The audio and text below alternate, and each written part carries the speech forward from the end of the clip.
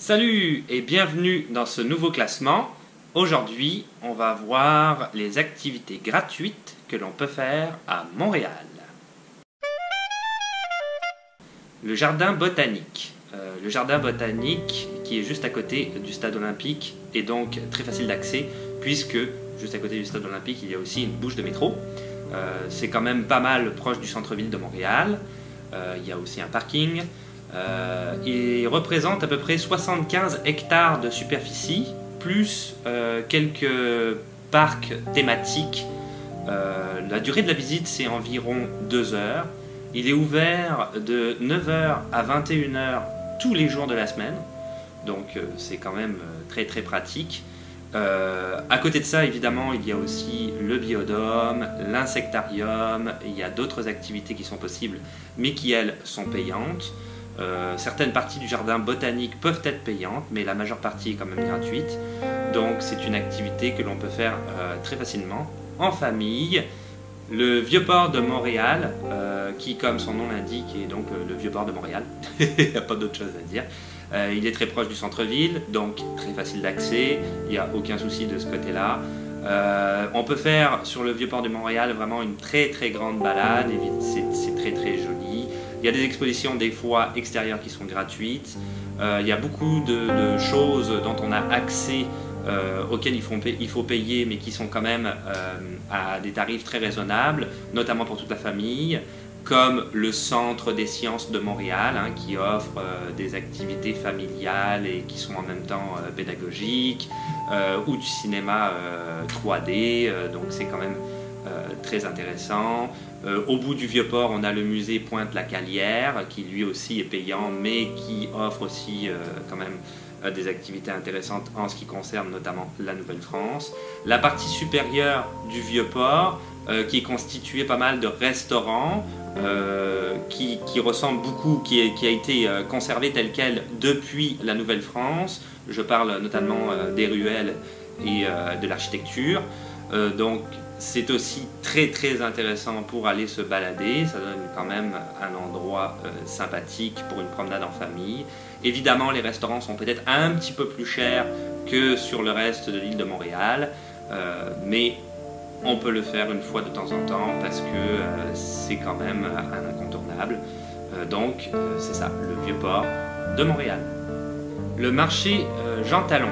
Le marché Jean Talon est situé au cœur de la Petite Italie à Montréal, donc encore une fois au centre-ville, très très proche du métro et même des bus, il n'y a aucun problème pour s'y rendre ou même en voiture, ce que je déconseillerais parce que c'est plutôt difficile pour se garer, mais en transport en commun, il n'y a absolument aucun problème. Ce serait, paraît-il, le plus important marché à air ouverte en Amérique du Nord.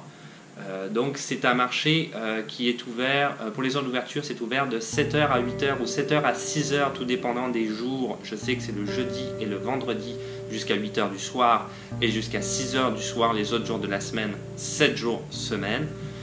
C'est gigantesque, énormément de fermiers viennent exposer ce qu'ils ont à vendre finalement. C'est très intéressant pour s'y balader et voir énormément de choses qu'on pourrait acheter, qu'on ne pourrait pas nécessairement acheter dans les supermarchés, comme par exemple de la cuisine asiatique ou plus maghrébine, qui pourrait être plus spécifique. Et évidemment, si on veut aller faire ses courses, ou encore on ne va pas aller faire ses courses comme au supermarché, sinon ça va certainement coûter quand même assez cher, j'imagine. Mais au niveau qualité-prix, il y a quand même beaucoup de choses qui sont très intéressantes. Et si on veut aller faire ses courses de manière vraiment très pointue, parce qu'on cherche un aliment qu'on ne trouve pas ailleurs, le marché Jean Talon, c'est l'adresse où il faut se rendre. L'oratoire Saint-Joseph. L'oratoire Saint-Joseph est situé sur un des flancs du Mont-Royal. Il est accessible par métro, notamment, plus précisément en fait, le métro Côte-des-Neiges, ou par bus, il y a énormément de bus qui s'y rendent. C'est une basilique qui est donc située au sommet de cette petite montagne. Ça veut dire donc quand même une balade pas mal de santé, puisque c'est tout en montée. Au sommet, on y trouve des jardins extérieurs, les jardins sont toujours extérieurs, des jardins qui sont très intéressants aussi pour aller faire une petite balade dans ces jardins-là, pourquoi pas en famille. La basilique elle-même, qui en fait abrite une statue de Saint Joseph, d'où le nom oratoire Saint Joseph, mais aussi le tombeau du frère André, qui a été canonisé par Jean-Paul II, qui est donc une figure très importante ici au Québec, un saint, un des rares saints qui existe ici au Québec, et son histoire est quand même très intéressante aussi. L'oratoire donne aussi des messes pour ceux qui seraient intéressés, donc il y a juste à s'informer sur les horaires des messes. Je sais qu'il y en a le matin, ça commence vers à peu près 9 h. Les messes sont données en français et certaines autres messes sont données en anglais. Là aussi, c'est donc relativement facile, accessible pour n'importe qui, tout dépendant de la langue qu'on parle. Donc, l'oratoire Saint-Joseph. Le Mont-Royal, c'est pas mal mon activité, notre activité à moi et à ma famille favorite. On y va relativement régulièrement. Le Mont-Royal, c'est gratuit aussi. Alors, en bas du Mont-Royal, il va y avoir le dimanche uniquement, à partir de 10-11 heures, les tam-tams, c'est très très populaire ici. Évidemment, plus la journée avance, plus des gens se rajoutent. N'importe qui peut y aller, n'importe qui peut y aller avec son tam-tam, son djembé, sa batterie ou peu importe. Et c'est une sorte d'improvisation collective. C'est vraiment incroyable à voir, j'apprécie énormément. Juste au-dessus des tam-tams, il va y avoir des gens du cirque, je dirais, qui essayent de s'entraîner, donc des funambules qui tirent des cordes entre les arbres, certains qui vont essayer de jongler ou de se tenir sur les mains. Donc ça aussi, c'est quand même intéressant de pique-niquer par exemple au milieu de tous ces gens-là. Et encore une fois, un petit peu juste au-dessus, il va y avoir des combats à l'épée, au sabre, des boucliers, tout ça bien sûr est fait en mousse, et c'est des sortes de grands jeux de rôle extérieurs. Donc pour tous ceux qui seraient fans de Donjons et Dragons et autres et qui aimeraient ça, les batailles extérieures à voir, ou même pourquoi pas y participer, puisque encore une fois tout le monde peut y participer. On peut avoir accès à cet endroit-là. C'est très très intéressant. Moi, j'y vais à chaque fois et je regarde à chaque fois parce que je trouve ça d'une belle créativité. Et ensuite, le Mont-Royal en tant que tel. Donc là, il y a une balade à faire jusqu'en haut du Mont-Royal. C'est quand même relativement long. Il faut s'y attendre. Donc, il faut marcher quand même pas mal de temps. Certaines personnes en profitent pour faire du jogging. Bon, l'été, ça peut être quand même très difficile sur la santé ou sur le cœur, donc il faut quand même, je pense, être un minimum entraîné pour faire ça. D'autres le font en vélo, mais on peut aussi le faire à pied. Arrivé à une certaine hauteur, presque au sommet, on va atteindre le lac au Castor, qui est un lac artificiel aussi, où il y a d'autres activités qui sont accessibles, comme du pédalo ou d'autres choses. Certaines personnes en profitent même pour faire du barbecue.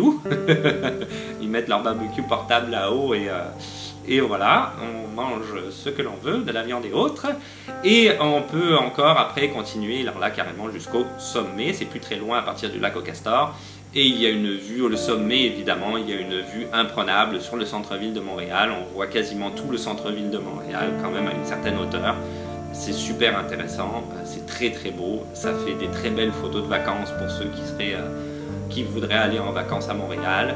Et l'année dernière, ils avaient mis en place aussi un piano, donc un piano public, n'importe qui pouvait y jouer. Ça encore une fois, je trouvais que c'était une très belle initiative, et c'était relativement intéressant d'assister au spectacle de gens qui savent très bien jouer du piano finalement et qu'on ne connaît pas. Donc, pour ma part, mon activité favorite et celle de ma famille, le Mont-Royal. Et voilà, c'est tout pour aujourd'hui. Donc c'était le top 5 des activités gratuites que l'on peut faire sur l'île de Montréal.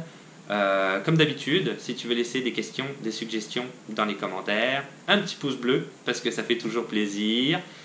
N'hésite pas à t'abonner. Parce que dans le fond, comme ça, c'est beaucoup plus simple de savoir s'il y a des nouvelles vidéos qui sont sorties. Le compte Instagram qui existe toujours, que j'essaye toujours d'être au point là-dessus. Donc c'est ça, il y a un suivi qui est fait. je sais pas, des fois je suis un peu, comment je dirais, inspiré, d'autres fois non, mais j'essaye de prendre des photos un petit peu d'ici et d'essayer de montrer ce qui se passe par ici au Québec. Et puis on se dit à la revoyure. Ciao, bye.